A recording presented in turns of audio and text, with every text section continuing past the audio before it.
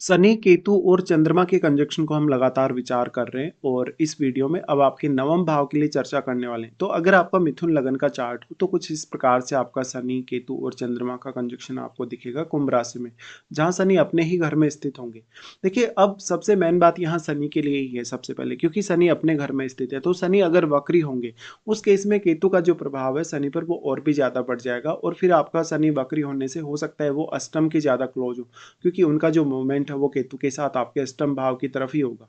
तो शनि हो सकता है अष्टम भाव में भी अपना प्रभाव दिखाएं, और यहाँ पे फिर शनि जो चंद्रमा के साथ मिल रहे हैं तो ये विष दोष का भी निर्माण कर रहे हैं। दूसरी तरफ शनि केतु के साथ मिलकर वैराग्य दोष या वैराग्य युति का निर्माण कर रहे हैं।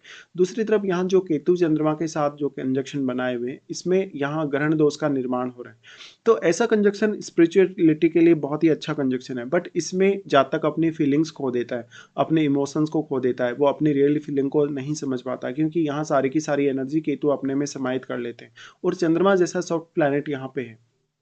चंद्रमा यहाँ होने से शनि का प्रभाव भी चंद्रमा पर पड़ेगा और केतु का प्रभाव भी, बट इसमें भी थोड़ा सा फर्क है। शनि का प्रभाव जो चंद्रमा पर पड़ रहा है तो जातक निर्णय अवश्य ले पाएगा, लेकिन वो थोड़ा सा डिले करेगा अपना निर्णय लेने में या सोचने या विचार करने में। साथ ही जातक थोड़ा ज्यादा फ्रस्ट्रेट भी हो सकता है, उसके कामों में कुछ रुकावटें भी हो सकते हैं, स्पेशली नाइन्थ हाउस से रिलेटेड भी और कुछ अन्य भावों से रिलेटेड भी। लेकिन केतु के साथ थोड़ा सा डिफरेंट सीन है। केतु यहाँ चंद्रमा की सारी क्वालिटीज को अपने में समाहित कर लेते हैं, तो जब तक अपनी फीलिंग्स के प्रति उतना अवेयर नहीं होता, जब तक कहीं ना कहीं अपने आप को एक्सप्रेस नहीं कर पाता, अपनी फीलिंग्स को जाहिर नहीं कर पाता, या वो कहीं ना कहीं इंट्रोवर्ट सा हो जाता है और वो अपनी फीलिंग्स को खो देता है एक तरीके से, या उनको वो समझ नहीं पाता। तो जब तक अब जितना ज़्यादा प्रैक्टिकल रहेगा इस कंजक्शन के होते हुए उतना उसके लिए अच्छा होगा। साथ ही साथ यहाँ शनि और केतु में किस प्रकार का रिलेशन आपको देखने को मिल रहा है एक्चुअल में, क्योंकि अगर शनि यहाँ पे वक्री नहीं होंगे उस केस में जातक जरूर मेहनत करेगा। और वैसे भी कुंभ का जो शनि है अगर वक्री ना हो तो बहुत ही अच्छा माना जाएगा, तो क्योंकि शनि अपने मूल त्रिकोण में है और अपने घर में है। बट केतु यहाँ पर क्योंकि काफी अपना प्रभाव दिखा सकते हैं। नॉर्मली अगर केतु चंद्रमा पर अपना ज्यादा प्रभाव दिखा रहे हैं तब भी आपको जो केतु का प्रभाव है यहाँ ज्यादा देखने को मिलेगा। और कोई भी अन्य प्लैनेट का यदि प्रभाव है आपके नवम भाव पे, चाहे तो दृष्टि संबंध है, चाहे तो यहाँ किसी की अन्य ग्रह की युति भी हो सकती है, तो उस प्लैनेट का प्रभाव भी केतु अपने में समाहित कर लेंगे। अब यहाँ डिपेंड ये करेगा कि जो शनि है वो चंद्रमा के ज्यादा क्लोज हैं या फिर शनि केतु के ज्यादा क्लोज हैं। शनि अगर चंद्रमा के ज़्यादा क्लोज होंगे उस केस में आप निर्णय ले जरूर पाएंगे, लेकिन काफ़ी सोच विचार कर काफ़ी ज़्यादा आपको समय लगेगा और आपका काम उसमें रुक भी सकता है या अटक भी सकता है, या ज़रूरत से ज़्यादा समय आपको किसी काम को देना पड़ सकता है। शनि अब अष्टमेश भी है। अष्टमेश होने से शनि इस प्रकार का जो होगा हायर स्टडीज़ के लिए काफ़ी अच्छा होगा। भले ही आपके शुरुआती एजुकेशन कितनी भी खराब रही हो, शुरुआती एजुकेशन में कितने भी ज़्यादा व्यवधान आए हो, लेकिन हायर स्टडीज़ की तरफ आप काफ़ी सीरियस होंगे। और शनि अगर वक्री नहीं है नवम भाव में तो वो आपको और भी ज़्यादा सीरियस बनाएगा। ऐसा जातक फिर अपना एफर्ट करके अपनी खुद की मेहनत से अपने भाग्य का निर्माण कर सकता है। इस प्रकार का ये कंजक्शन आपको फिर वैराग्य की तरफ लेकर चला जाता है, बहुत ज़्यादा आध्यात्मिक रूप से डेवलप करता है आपको। लेकिन देखिए, शनि अगर वक्री ना हो तो हो सकता है आप लगभग अपनी 30-35 की एज तक काफ़ी मेहनत करेंगे, काफ़ी हार्ड वर्क करेंगे, और उस मेहनत या हार्ड वर्क के बल पे आप जीवन में बहुत कुछ पाएंगे भी। लेकिन जब एक समय बाद आपका केतु एक्टिवेट होगा, लगभग आपका 40-45 की एज के आसपास, उस समय आप ये रियलाइज करेंगे कि कहीं ना कहीं आपको आध्यात्म की तरफ जाना चाहिए, या आपने जो मेहनत की है, जो कुछ भी अपनी लाइफ में पाया है, वो कहीं ना कहीं आपके लिए उतना सुटेबल नहीं है, या वो सब मिथ्या है, या वो सब मोह माया। ऐसे में जातक कभी कभी निर्णय नहीं ले पाता, उसके बहुत सारे निर्णय गलत हो जाते हैं। ऐसा व्यक्ति एक आध्यात्मिक सोच के साथ साथ या एक बहुत ही मैच्योर थिंकिंग के साथ साथ अपने आप की जो मानसिक सुख शांति है वो उसको जरूर तलाश करेगा, चाहे जब तक भौतिक जीवन की तरफ उतना नहीं झुकेगा यहाँ पे।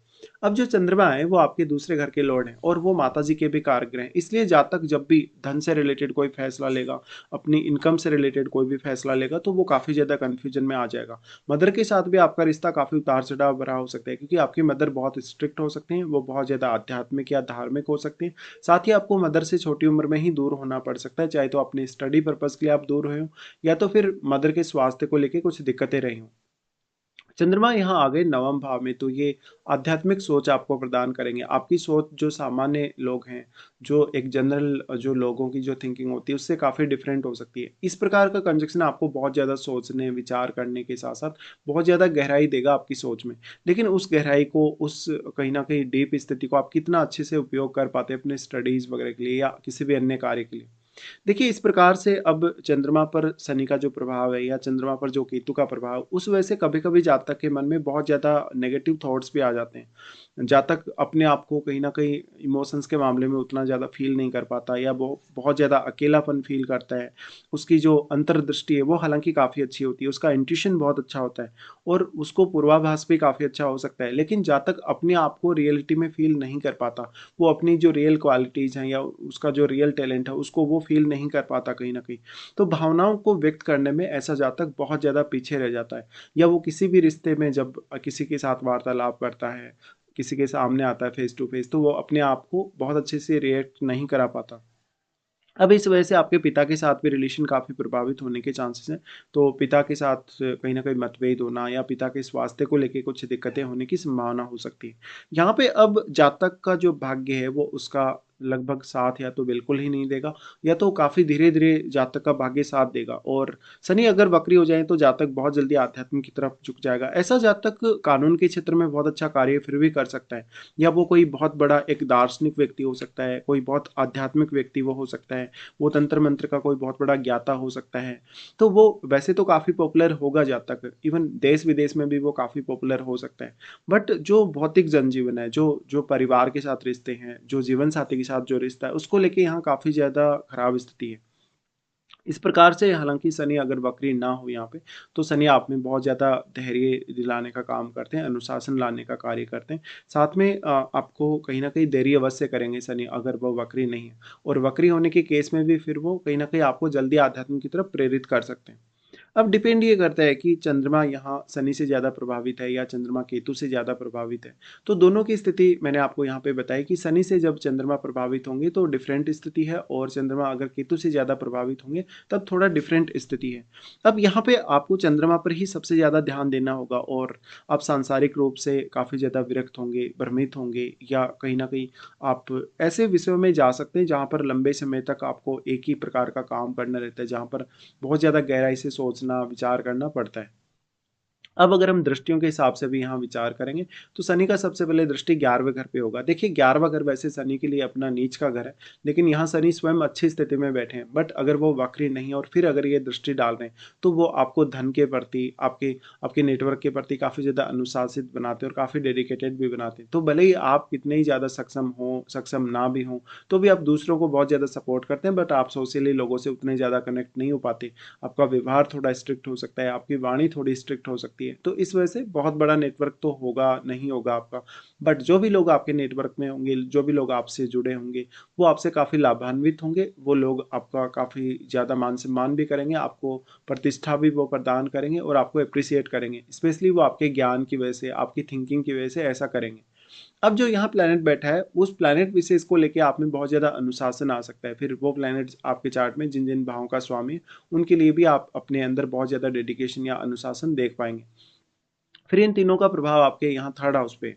लेकिन थर्ड हाउस में राहु स्थित है और राहु का प्रभाव भी नवम घर पे है, बट राहु और केतु के बीच में 180 डिग्री का एंगल है। तो राहु जितना भी प्रभाव यहाँ डालेंगे नवम भाव पे, वैसे तो जितना यहाँ एंगल है उतना ही प्रभाव डाल पाएंगे, बट जितना भी प्रभाव रहेगा वो केतु अपने में समाहित कर लेंगे। बट यहाँ पे क्योंकि राहु के साथ बैठा ग्रह राहु की वजह से बहुत ज़्यादा मल्टीप्लाई होगा, वो ग्रह इतना ज़्यादा पावरफुल है कि वो राहु की तुलना में अपना ज़्यादा प्रभाव दिखा पाएगा। तो राहु के साथ बैठा ग्रह यहाँ शनि, केतु और चंद्रमा तीनों को ही बहुत ही स्ट्रांगली प्रभावित कर पाएगा। इस केस में फिर आपको देखना होगा कि यहाँ किसी भी अन्य प्लैनेट का प्लेसमेंट इनके साथ हो, किसी भी अन्य प्लैनेट का बहुत ही स्ट्रॉन्ग प्रभाव यहाँ पे हो। साथ में आपके चार्ट में दूसरे घर में बैठा प्लैनेट, आपके चार्ट में अष्टम घर में बैठे जो प्लैनेट हैं वो कौन-कौन से हैं? क्योंकि उनका भी बहुत मेजर इम्पैक्ट आपको आपकी लाइफ पर नज़र आएगा। इस प्रकार का जातक लेकिन कभी-कभी अगर राहु का प्रभाव बहुत ही ज़्यादा है तो रिस्क टेकिंग एबिलिटी उसमें होगी, बट वो चंद्रमा क्योंकि पीड़ित हो चुके हैं तो जातक उतना लंबे समय तक रिस्क में नहीं रह सकेगा। वो काफ़ी ज़्यादा शाई रहेगा, खुलकर सामने नहीं आ पाएगा या थोड़ा-सा डर के माहौल में वो काम करने वाला हो सकता है। तो इससे जातक की मेहनत बढ़ सकती है, उसका हार्ड वर्क काफ़ी ज़्यादा बढ़ सकता है। फिर शनि का जो यहाँ प्रभाव है, इसके अलावा फिर अगर देखा जाए तो शनि का प्रभाव आ जाता है आपके 6th हाउस पे। तो 6th हाउस पे शनि का प्रभाव होने से अगर शनि वक्री होकर ये दृष्टि डाल रहे हैं, तो जातक अपने वर्क प्लेस से लगातार डिटैच सा होता जाएगा। जातक का जो रिलेशन है अपने कलीग्स के साथ, इवन बॉस वगैरह के साथ या कार्यस्थल पर जैसा भी उसका माहौल है, वो उसके फेवर में नहीं होगा और जातक को काफ़ी ज़्यादा परेशानी होगी। जातक कोई भी प्रकार की कैरियर में चुनौती आती है, कोई भी प्रकार की आर्थिक रूप से उसको समस्या आती है या अन्य कोई भी उसके जीवन में ऐसी चुनौती या समस्या आती है जो वास्तव में उसके जीवन में काफ़ी ज़्यादा स्ट्रांगली आ सकती है करियर को लेके या रिश्तों को लेके, तो जातक उसका सामना अच्छे से नहीं कर पाता। शनि है, लेकिन अगर मान लो कि वक्री नहीं है, उस केस में शनि आप ज़रूर आपको मदद करेंगे ही और फिर आप अपने 6th हाउस के लिए भी बहुत ज़्यादा अलर्ट रहेंगे। बट चंद्रमा पर आपको यहाँ ज़्यादा ध्यान देना होगा, क्योंकि चंद्रमा को अगर आप मजबूत करते हैं, तभी आप सारी की सारी जो कंडीशन है उनका अच्छे से सामना कर पाएँगे।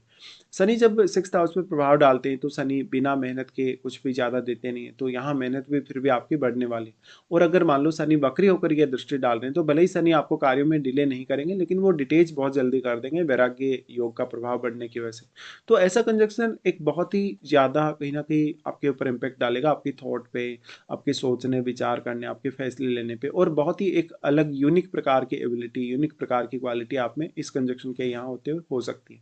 तो ऐसा कंजक्शन आपको बहुत ज़्यादा हेल्प कर सकता है हायर स्टडीज़ के लिए विदेश जाने या कोई भी प्रकार का रिसर्च वर्क करने के लिए भी।